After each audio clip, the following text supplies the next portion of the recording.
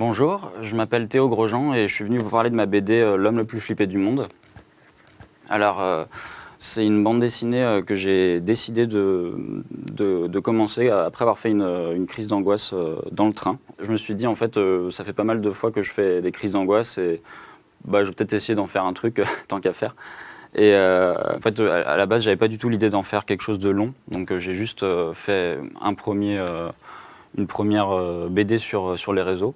J'ai commencé à décrire plusieurs situations dans lesquelles je ressentais de l'anxiété, notamment par exemple tout ce qui est anxiété sociale, où par exemple j'arrivais en soirée, je ne savais pas à qui parler, je ne savais pas comment m'introduire, je n'arrivais pas à trouver une posture sociale cohérente. Et je me suis rendu compte que voilà, les gens réagissaient beaucoup. En fait, ce qui est sympa avec le fait de publier une bande dessinée sur les réseaux, c'est qu'il y a un échange très fort entre le dessinateur et le lecteur. Et aussi, je faisais évoluer au fur et à mesure le personnage et l'univers. C'est un peu comme ça, du coup, que j'ai commencé à, par exemple, créer des personnages, des métaphores de personnages. Par exemple, il y a vraiment un personnage qui représente l'anxiété. Et en fait, elle me décrit toutes les possibilités de mort qui me menacent en ce moment même et qui vont me menacer dans le futur. C'est un personnage qui est pas très anxiogène, mais en même temps très posé par rapport à moi qui suis très anxieux.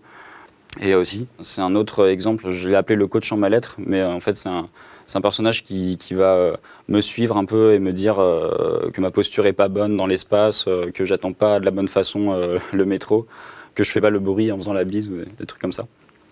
Et l'idée, c'est encore une fois, c'est de montrer le dialogue qui se passe dans l'esprit de quelqu'un qui ressent de l'anxiété au quotidien.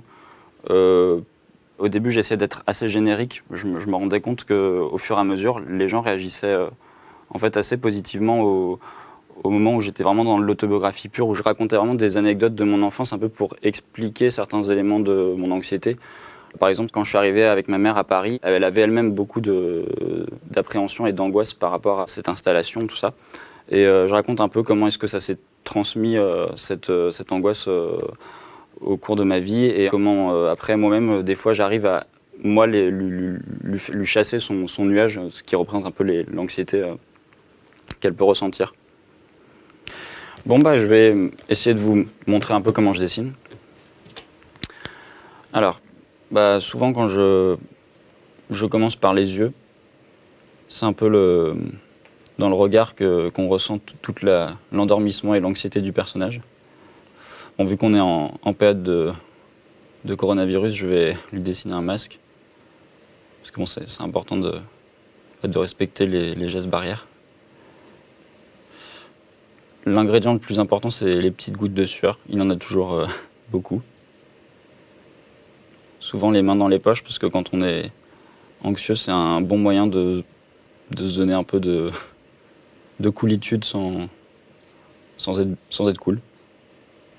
Aussi, souvent, ce qui est bien avec la BD, c'est que je peux représenter facilement des petites sensations. Par exemple, un léger tremblement des jambes, je peux faire simplement des petites vaguelettes et on comprend tout de suite qu'il n'est pas très bien, mais ça reste assez subtil, c'est pas trop cartoonesque. J'essaie que ça soit compréhensible, en tout cas du premier coup d'œil, qu'on comprenne ce qui se passe dans l'image. Et comme en plus c'est sur les réseaux, souvent les gens ont pas beaucoup de temps pour accorder à mon dessin, et comme il y a déjà de la lecture, je me dis il faut que ça soit vraiment que ça aille à l'essentiel, qu'il n'y ait pas de piège. Mon stylo marche pas très bien, mais c'est pas grave, ça fait une petite texture. Peut-être une petite signature. Voilà. Salut.